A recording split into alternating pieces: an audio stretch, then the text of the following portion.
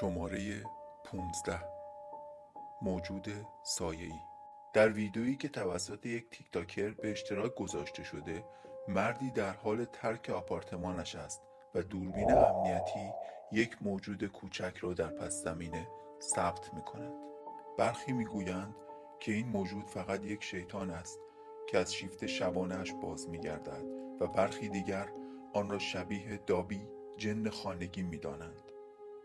اما چیزی که این موجود سایه‌ای را بیشتر ترسناک می کند اندازه آن است. موجودات سایه‌ای به اندازه کودک معمولاً به عنوان موجوداتی بازیگوش و شیطان توصیف می شوند. آنها اغلب در حال دویدن در اتاق نگاهی از پشت مبلمان می اندازند یا در گوشه های تاریک خانه دیده می شوند. برخلاف موجودات سایه‌ای به اندازه بزرگسالان که ممکن است تهدیدآمیز به نظر برسند، سایه‌های کودکانه به خاطر اندازه کوچکشان و تضاد بین ظاهر معصومانه و ترسی که القا می‌کنند به خصوص نگران کننده هستند. این موجودات ممکن است شکل کلی یک سر، دستها و پاها را داشته باشند، اما فاقد هر گونه جزئیات چهره یا رنگ هستند و به صورت سایه‌های کاملا سیاه دیده می‌شوند. برخی گزارش‌ها اشاره می‌کنند که این موجودات با سرعتی کودکانه حرکت می‌کنند، مانند اینکه در حال بازی هستند، و برخی دیگر به این حس اشاره می‌کنند که این موجودات از تماشا شدن آگاهند و اغلب بلافاصله پس از دیده شدن ناپدید می‌شوند.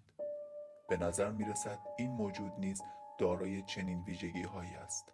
این سایه‌های کوچک ممکن است ارواح کودکانی باشند که از دنیا رفته‌اند، یا شاید چیزی شومتر باشند که به شکل یک کودک بیگناه ظاهر شده‌اند تا کمتر ترسناک به نظر برسند. آیا این موجود قصد شومی دارد یا تنها روح کودکی است که هنوز نمی‌داند که باید به سوی دنیای دیگر برود؟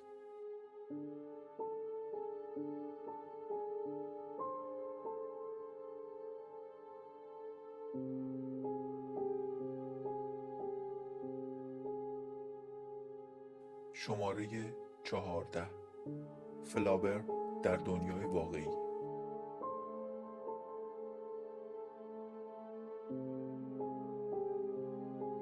آیا این واقعا یک فلابر است؟ کاربر اینستاگرام اکباش رضا 71 فیلمی را به اشتراک گذاشته که تنها میتوان آن را لجن توصیف کرد.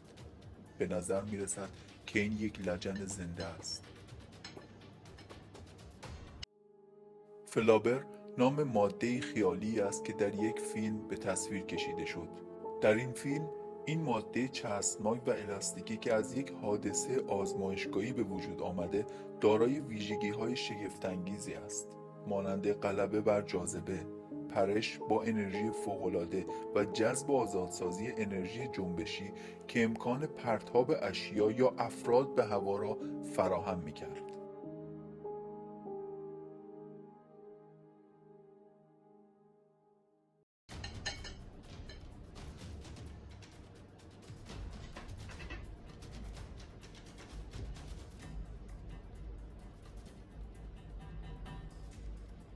اما حالا تخیل به واقعیت تبدیل شده است. دانشمندان در هنگ کنگ ماده‌ای به نام لجن مغناطیسی را توسعه داده‌اند که می‌تواند خود را حرکت دهد، خود را بازسازی کند و اشیاء کوچک را در بر گیرد و تغییر شکل بدهد تا از فضاهای تنگ عبور کند. این توده مغناطیسی تیره رنگ که توسط آهنرباها کنترل می شود همچنین یک رسانای خوب برق است و می تواند برای اتصال الکترودها استفاده شود. این ماده از ترکیباتی ساخته شده که می تواند با در معرض جریان مغناطیسی آهنربا قرار گرفتن تغییر شکل دهد.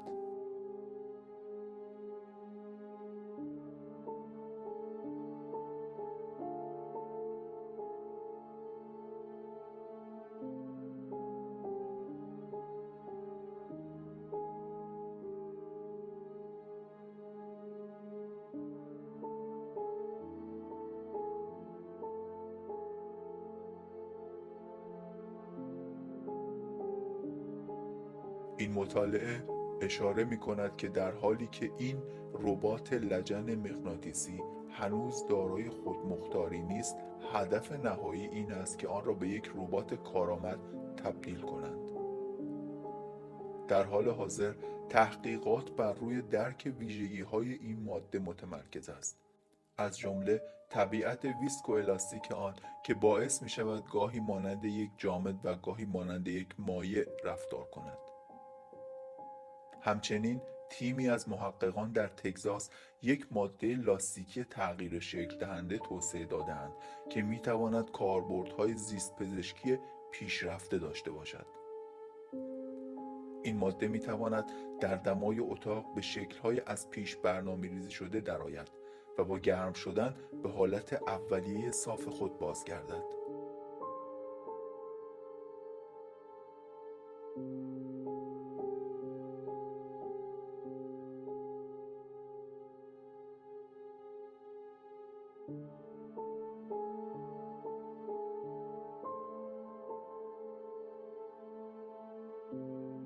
شماره 13 تلپورت.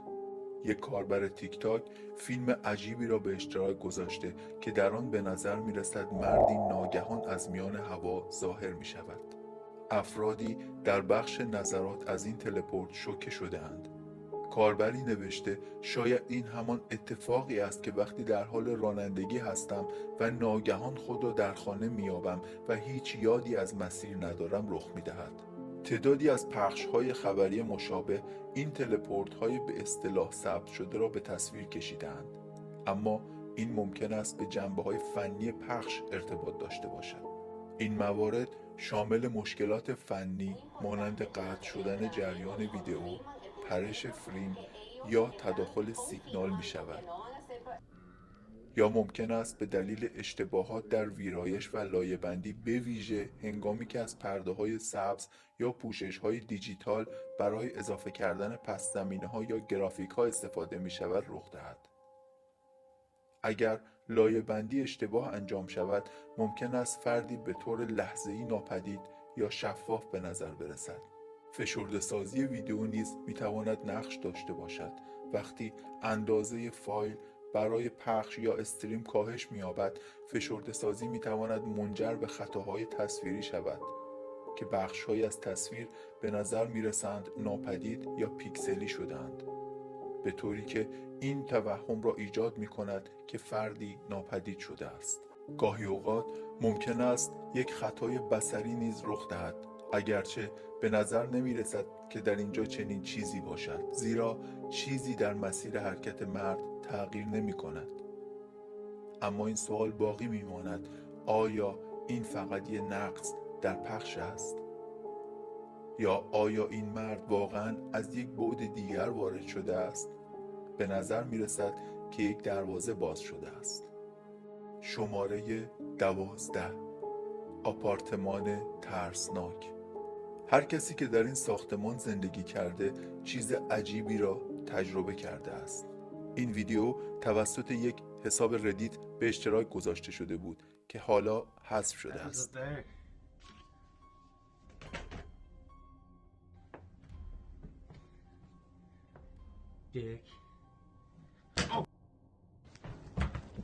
بسیاری در کامنت ها او را به خاطر تحریک روح ها سرزنش می کنند.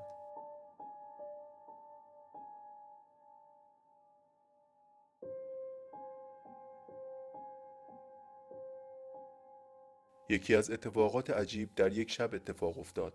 وقتی که یکی از هم اتاقی‌ها در رخت خواب دراز کشیده بود، یکی دیگر از هم اتاقی‌هایش نام او را از اتاق نشیمن صدا زد. او بلند شد و کنجکاوانه برای بررسی رفت. ولی وقتی که به اتاق نشیمن رفت، هیچ کس را در آنجا پیدا نکرد. او تمام خانه را جستجو کرد، اما دیگران هنوز در رخت خواب بودند. با این باور که آن را تصور کرده به رخت خواب برگشت. اما صبح روز بعد هم اتاقیش پرسید: آیا دیشب مرا صدا زدی؟ من صدایت را شنیدم و وقتی بیرون آمدم تو آنجا نبودی. این تصادف ترسناک هر دو را شگفت زده کرد. حادثه عجیب دیگری در شب تزیین درخت کریسمس در آپارتمان زیرین اتفاق افتاد. همه در حال لذت بردن بودند که او برادر دوستش را در درب اتاق نشیمن دید. فکر نمی‌کرد که چیزی باشد. او به سمت چپ خود چرخید و فقط او را کنار خود دید. وقتی به سرعت دوباره به درب نگاهی انداخت، هیچ کس آنجا نبود. آخرین اتفاق عجیب پس از خروج از حمام رخ داد. او متوجه شد که کسی در حال پنهان شدن در گوشه‌ای از اتاق است. با هیجان برای جلب توجه او پرید و فریاد زد که من تو را می‌بینم، اما کسی آنجا نبود و او در هوا ناپدید شد. اینها تنها چند تجربه نگران کننده‌ای بودند که او و هم اتاقی‌هایش در این مکان تجربه کردند. اگرچه هر یک از این حوادث احتمالاً می‌توانند توجیه شوند، اما با هم آنها چیز نگران کننده‌ای را شکل می‌دهند و این نکته مهم در پایان داستان است. شماره 11: حفره وستگیت. در زیر وستگیت در لاس وگاس چیزی در حال جوش و خروش است. کاربر اینستاگرام وگاس بارتندر ویدیوی عجیبی را به اشتراک گذاشته. در این ویدیو یک حفره عجیب و غیرعادی نشان داده شده است.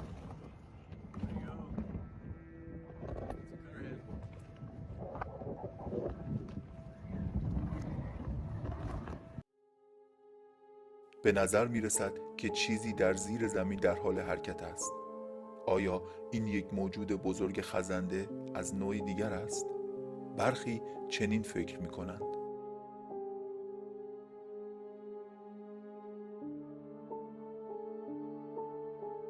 عده‌ای می گویند که این یک اتاق مخفی است و عده‌ای دیگر می گویند این یک مار بزرگ یا نوع گونه‌ای ناشناخته است. در مقابل عده‌ای دیگر می گویند این فقط یک گودال فرونشسته است. گودال‌ها به طور تصادفی باز می‌شوند، اما معمولاً ناشی از ترکیبی از فرایندهای طبیعی و فعالیت‌های انسانی هستند که ثبات زمین را تضعیف می‌کنند. به طور کلی گودال‌ها زمانی تشکیل می‌شوند که آب زیر بستر سطحی را فرسایش می‌دهد و ایجاد حفره‌های زیرزمینی می‌کند. این فرسایش در مناطقی با سنگ‌های محلول مانند سنگ آهک، گچ یا نمک رخ می‌دهد. هنگامی که آب این سنگ‌ها را حل می‌کند، حل شدن می‌تواند منجر به فرو رفتگی تدریجی زمین بالای آن شود. به عبارت ساده‌تر، هنگامی که زمین بالای یک منطقه ضعیف دیگر نمی‌تواند وزن خود را تحمل کند، ناگهان فرو می‌ریزد و یک گودال ایجاد می‌کند. آیا این یک گودال فرونشست است؟ اگر باشد این افراد باید مراقب باشند، اما برخی فکر می‌کنند که این مسئله بسیار عادی‌تر از آن است. یک کاربر می‌نویسد این یک دستگاه حفاری تونل است که خیلی نزدیک به سطح زمین است. شما می‌توانید سر حفاری را در حال چرخش ببینید، در حالی که ممکن است این فقط یک ماشین‌آلات باشد. اگر شما نمی‌دانستید، احتمالاً شما هم ترسیده اید. خوشبختانه آنچه در لاس وگاس اتفاق می‌افتد در اینجا می‌ماند.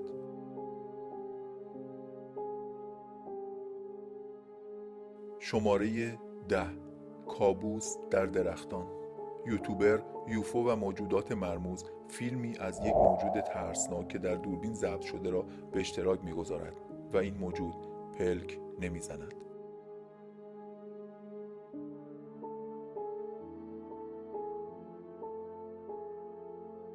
آیا آن را دیدید؟ این موجود دارای درخشندگی چشم است، بنابراین می توانیم فرض کنیم که یک انسان نیست.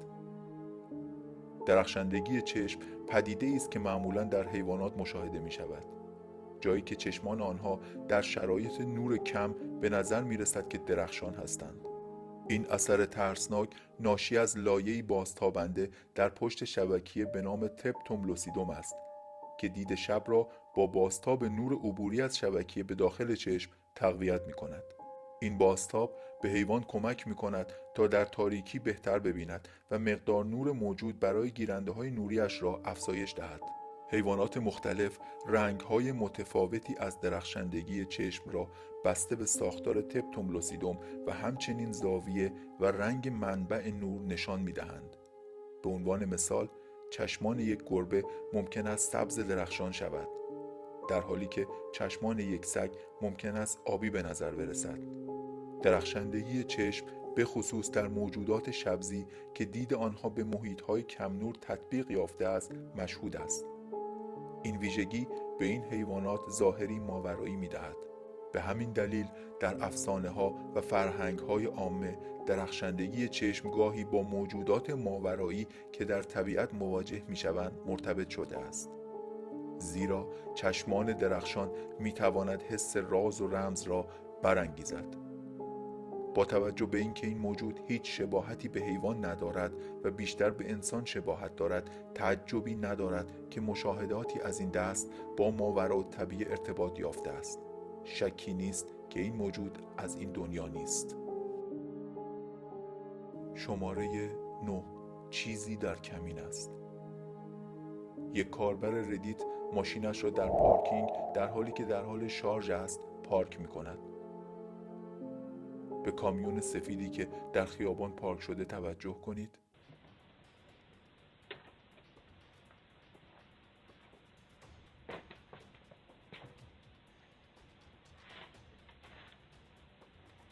آیا آن را دیدید؟ یک شکل مبهم روی پیاده رو در جلوی کامیون پارک شده ظاهر می شود. او می گوید این اولین باری نیست که یک چنین چیزی را می بیند. همسایگان نیز بارها آن را دیدند. آنها در حال حدس زدن هستند که آیا این یک پدیده ماورایی است یا می توان آن را توضیح داد. یک کاربر نظری را ارائه می داد و می نویسد حدس من این است که این پدیده رایج از فشرده سازی ویدیو است. اگر آنها لباسهای تیره بپوشند و شب باشد، فشرده سازی رنگهای مشابه را ادغام کرده و اثر روحگونه ایجاد می کند. اما صاحب ویدیو ادعا می کند که این موجود را با چشمان خود در جلوی خانه همسایه‌اش دیده است. او مانند یک موجود سیاه پوش با ردا به نظر می رسید و اضافه می کند اولین بار که با این موجود مواجه شد زمانی بود که در حال برگشت به پارکینگش بود. او یک شکل را در پیاده رو دید که به نظر می رسید به سمت پارکینگ می آید و تصمیم گرفت صبر کند. منتظر بود که شکل عبور کند اما هیچ کس هرگز عبور نکرد. شکل به نظر می رسید که در نزدیکی محلی که این ویدیو بعداً ضبط شد ناپدید می شود. دفعه دوم او با دوستانش در حال گشت در پارکینگ بود که ناگهان همون شکل سایه‌دار را دید. در حال عبور از خیابان بود و سپس به طور ناگهانی ناپدید شد. یک همسایه که در جهت مخالف خیابان و 2 در پایین‌تر زندگی می‌کند نیز تجربه عجیبی داشته است. او می‌گوید که چند هفته قبل در حال نشستن روی ایوانش زنی با کلاهی بلند و موهای بلند را دید که صورتش را پنهان کرده بود. این زن دارای کمر خمیده بوده و به نظر می رسید که در حین حرکت معلق می باشد. او در آن طرف خیابان بود اما وقتی به نور رسید به نظر می رسید که محو می شود. یکی از همسایگان می نویسد که این شبح سیاه پوش را در خیابانمان در طول 10 سال گذشته بارها دیدم. راستش به نظر می رسد که همه چیز پس از بازی با یک تخته احضار دستساز در اوایل سال 2000 با دوستانم شروع شد. همیشه فکر کردم که شاید دروازه‌ای را باز کرده ایم، چون از آن زمان تا به حال خیلی چیزها واقعا تغییر کردند. در حالی که ما فقط باید به گفته آنها اعتماد کنیم، این داستان زمینه ساز این احتمال است که این نمیتواند یک مشکل در فشرده سازی ویدیو باشد. شماره 8. خانه تسخیر شده. یک یوتیوبر به نام سارا بی این فیلم ترسناک را در یک گروه خصوصی پارانورمال در فیسبوک پیدا کرد. این ویدیو به ظاهر یک خانه تسخیر شده را نشان می‌دهد. Have I to really caught there? Ah! What?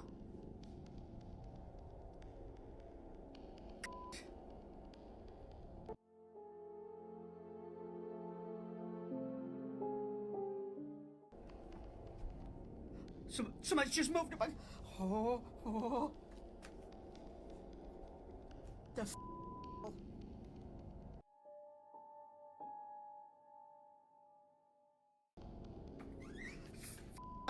I'm off to the top of the stairs.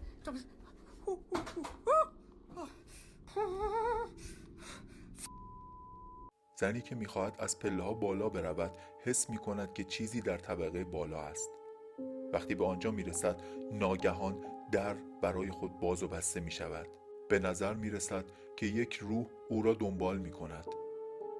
جسمی به سمت جلو پرتاب می‌شود. مطمئناً فعالیت‌های ماورایی ایجاد شده است. I'm gonna go into Philip's bedroom now. Ah! Ah! Ah!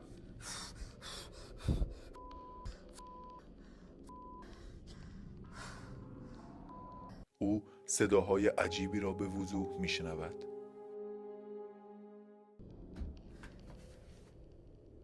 I'll just show you around in here. Can you... What?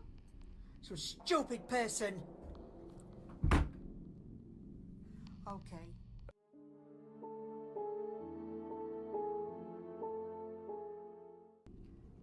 Right, I'm coming back to the stairs. I don't... Ah! Oh, oh, Mum. Oh, I don't want my mum because she's an ass, but there you go. Can you hear it, Chris? That's it, that's it, that's it, that's it. Hold on, let me go. Oh, I can't. I have to...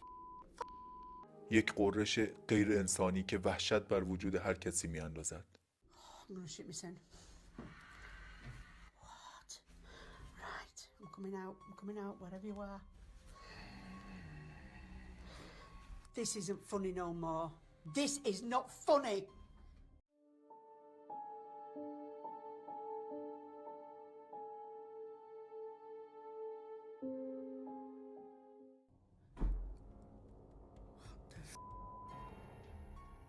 Are you sure you heard breathing sounds? Are you sure it's not me, Chris? Oh! Oh! I want to go down.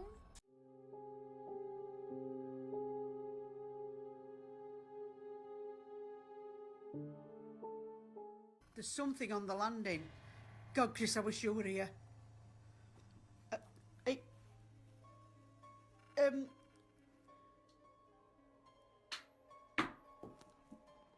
What was that? The light has just come on. Oh, I know I'm fed up today and a bit down, and I did scream and bawl when I come in the house and told it not to come near me and to F off and all this, but I'm sorry.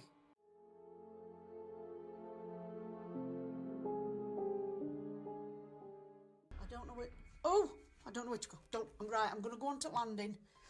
Oh. What the... All right, I think I've had enough.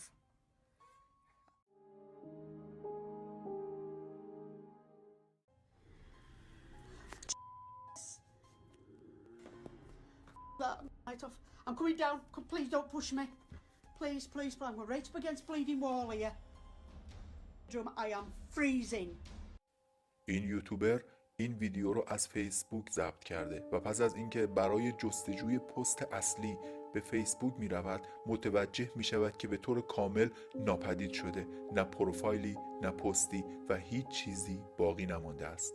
حسابی که در ابتدا این ویدیو رو به اشتراک گذاشته بود به نام آلن ترنر بود، اما تلاش‌های بعدی برای یافتن هر گونه اطلاعات در مورد این فرد بی نتیجه ماند.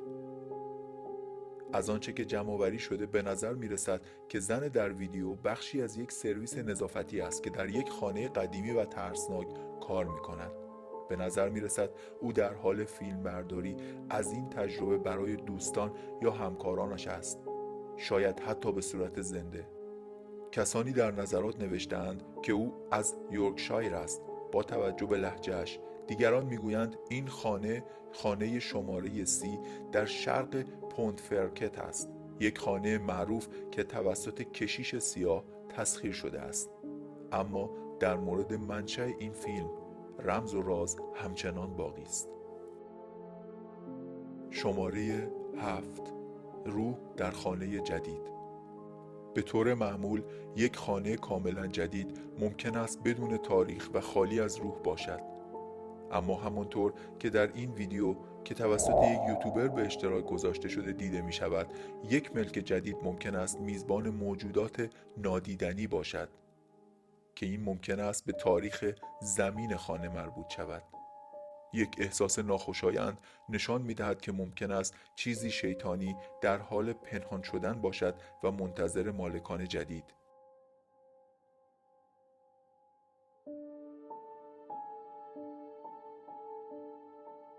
این ایده تقویت می شود که حتی ساخت و سازهای جدید نیز می توانند توسط انرژی های باقی مانده از گذشته تحت تأثیر قرار بگیرند.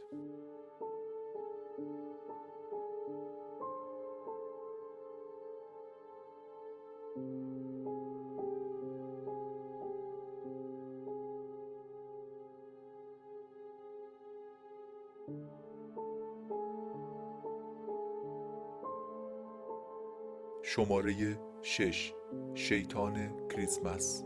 یک کاربر ردیت ویدیویی را به اشتراک گذاشته که در آن عکس‌های قدیمی که برای کریسمس گرفته شده بود را نگاه می‌کند. در این عکس او در سمت راست است و در کنار خواهر بزرگترشان در سمت چپ ایستاده‌اند. در نگاه اول به نظر می‌رسد که این یک عکس تعطیلات معمولی از اوایل دهه 2000 است، به جز یک جزئیات نگران کننده. نگاه کنید و ببینید آیا می توانید آن را پیدا کنید؟ یک شکل تیره و لکه‌دار به نظر می رسد که بالای شانه دختر است. او معتقد است که آنها موفق به ثبت یک شیطان در دوربین شده‌اند. سمت راست یک چیزی به نظر می رسد دو چشم قرمز درخشان دارد که به سمت جلو خیره شده‌اند.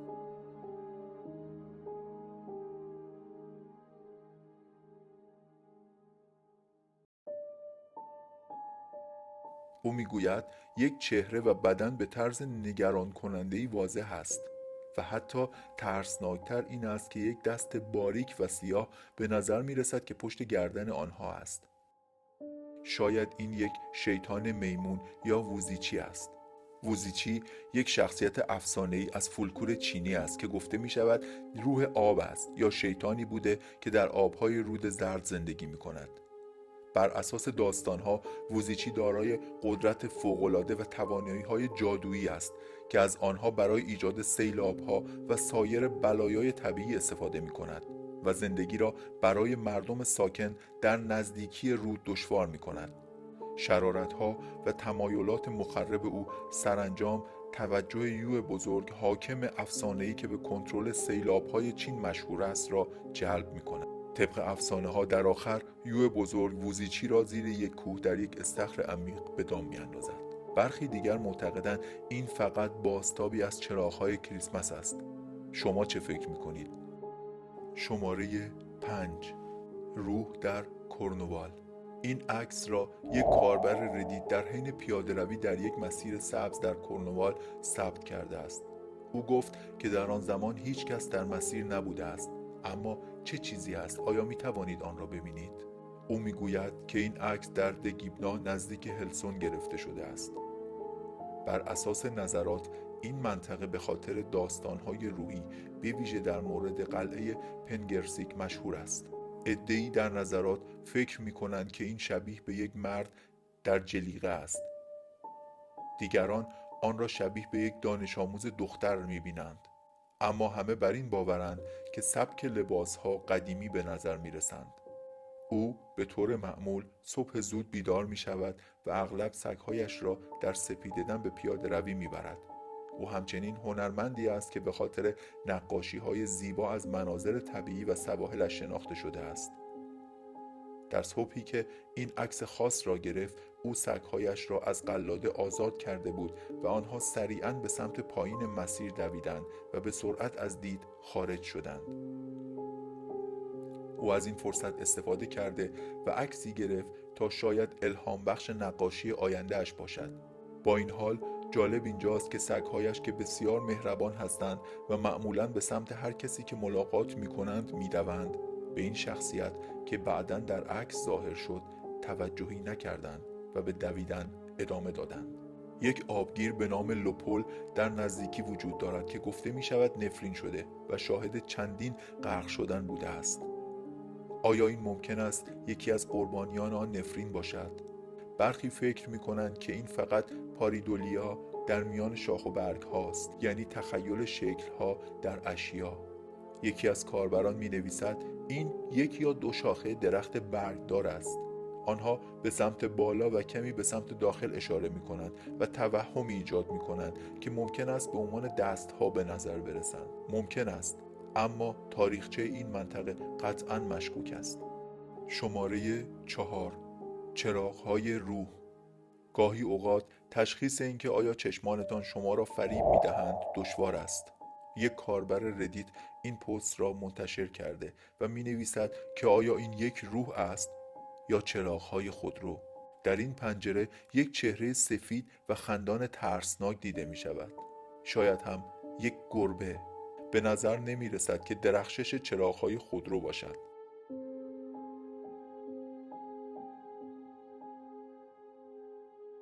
در حالی که برخی فکر می کنند که این ممکن است یک نوع پاریدولیا باشد. شما باید اعتراف کنید که آیا این واقعا یک پاریدولیا است.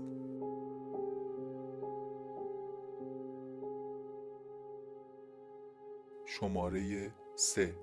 روح والنتون. یک کاربر یوتیوب این فیلم نگران کننده را از موزه والنتون ویکتور در نیویورک به اشتراک گذاشته است. این فیلم تسخیر را به وضوح نشان می‌دهد. خودتان ببینید. یک شخصیت انسانی شروع به حرکت در پس زمینه می‌کند و به نظر می‌رسد که به آرامی جابجا می‌شود و حرکت آن هرچه بیشتر واضح‌تر می‌شود و سپس از صفحه خارج می‌شود. او میگوید که آنها این ویدیو را به یکی از کارشناسان در این زمینه نشان داده‌اند و او نتوانسته توضیحی برای آن پیدا کند. یک فیلمبردار تلویزیونی ویدیو را تقویت کرد که تنها بر ترسناک بودن آن می‌افزاید. بسیاری در نظرات نسبت به این ویدیو شگفت زده شده‌اند. آنها فکر می‌کنند که نه تنها حرکت لنگان آن جالب است، بلکه به وضوح شفاف به نظر می‌رسد. زیرا هرچه به دوربین نزدیکتر می شود واضحتر دیده می شود. برخی می گویند موزه والنتون نه تنها گنجینه ای از تاریخ است بلکه محلی پر از ملاقات های روحی نیز هست. این مکان در سال 1879 به دست لوی والنتون تأسیس شد و به عنوان یک مرکز تجاری پر رونق با فروشگاه ها، یک سالن باله، یک مدرسه و غیره در نظر گرفته شده بود. اما هرگز به موفقیت مورد انتظار نرسید و ساختمان به تدریج به افول گرایید. امروز این مکان به عنوان یک موزه که یادگارهای گذشته را حفظ می کند استفاده می شود و برخی می گویند روحهایی که زمانی در سالن‌های آن پرسه می زدند هنوز در آنجا وجود دارند.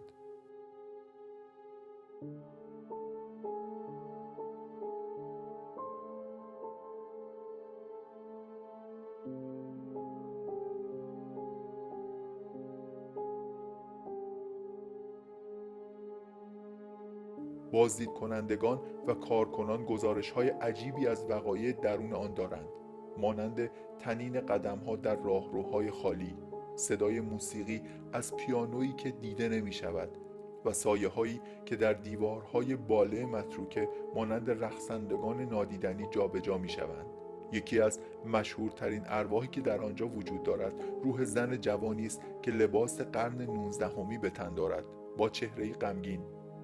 او اغلب در حال پرسه زدن در طبقه دوم دیده می شود. افسانه می گوید که او از یک عشق غم‌انگیز دلسرد شده و به پرسه زنی در موزه ادامه می دهد و به دنبال عشق گمشده اش است. یکی دیگر از شخصیت هایی که گزارش شده خود لوی والنتون است که بر روی رویاهای خود که هرگز به طور کامل محقق نشد نظارت می کند. آیا ممکن است که آن زن دلسوخته باشد یا لوی والنتون که حاضر نیست از آفریده‌اش دور شود؟ هر دو امکان پذیر به نظر می رسد. شماره 2. روح بیمارستان.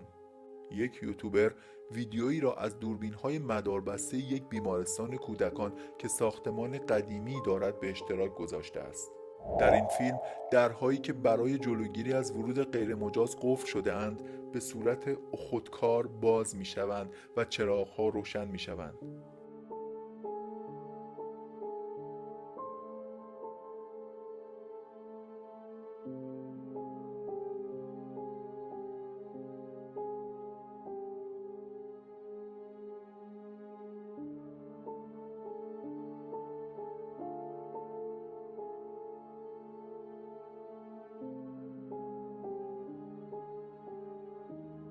وقتی که کارکنان امنیتی برای کنترل این حادثه به محل رسیدند، منطقه را درست همانطور که در ویدیو نشان داده شده بود یافتند، درها باز و چراغها روشن، بدون نشانه ای از ورود یا خروج کسی.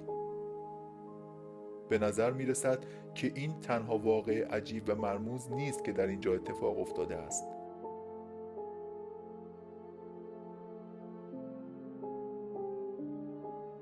روح مارتون یکی از قدیمی ترین و نمایان ترین روح‌هایی است که اغلب در حال پرسه‌زنی در راهروها دیده می شود. همچنین ارواح کودکان نیز دیده شده است که در حال عبور به طبقات بالا هستند.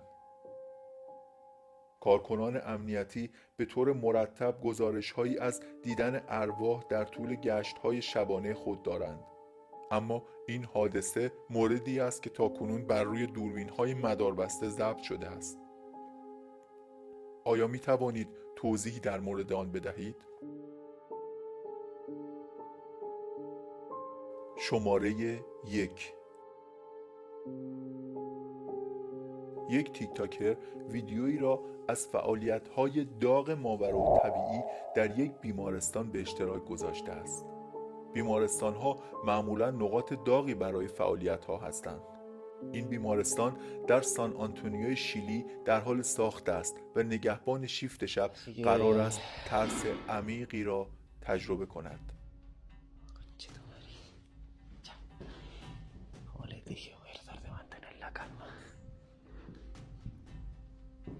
پس از جستجو برای صدا و پیدا نکردن چیزی، به نظر می رسد که چیزی از آسمان سقوط می کند.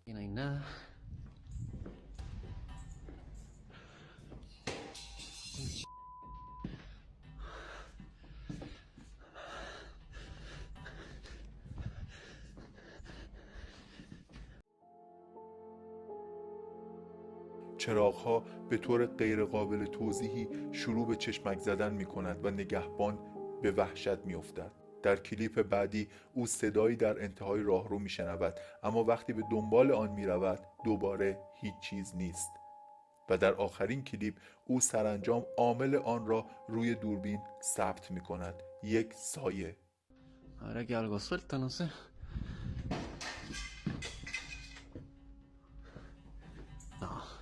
No, está bueno, puede ser. ¿Quién está ahí? اما او فقط به نظر می رسد که آن را از گوشه چشمش می بیند و این تمام ماجرا نیست. به دقت گوش کنید و می شنوید که در ابتدای کلیپ یک خنده خفیف و عجیب شنیده می شود. برخی می گویند که در انتهای کلیپ دوباره آن شخصیت دیده می شود.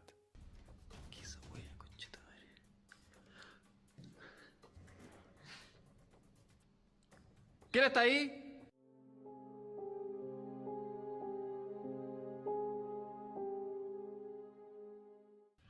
Y acá tenemos los box, la sala acá.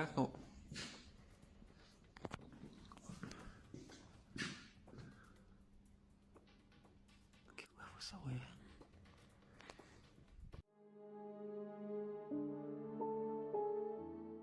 La sala acá.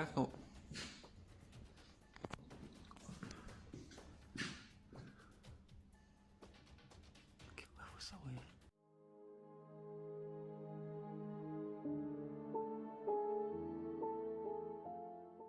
Hospital súper grande, weón. Mira, acá tenemos los box.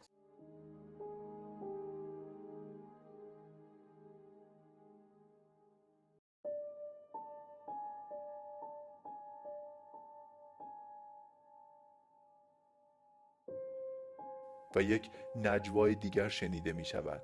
آیا این یک ورود غیر مجاز است یا یک موجود ماوراءالطبیعه؟ تنها چیزی که می دانیم این است که این موضوع از اعماق اینترنت استخراج شده است.